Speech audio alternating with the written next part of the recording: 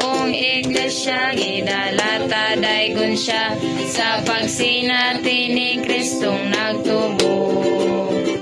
Siya dato nga pahimuslan sa tanan nga balaan, dunhaw bago siya labing duol na to. Malipayon kuning dapita, sayang grasya nagtubo kita. Sa kinabuhi ug sa pag-inom sa tubig nga buhi, bikinitulong haano simbahan sa kahanginan, apan tanaman nga iyang kapusan. Busag gihiu sa taingon nga tanaman iyang umahon ug iyang patubuon.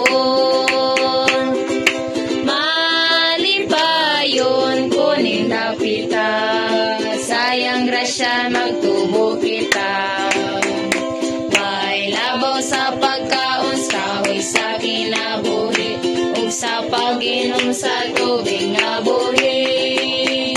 Sa kinabuhi sa iglesia may kahoy nga namunga, puno kinabuhi ug makaunta. Busa ayaw pagpatika ang pangagpas mo wada, sa tanang panahon pahimuslan siya.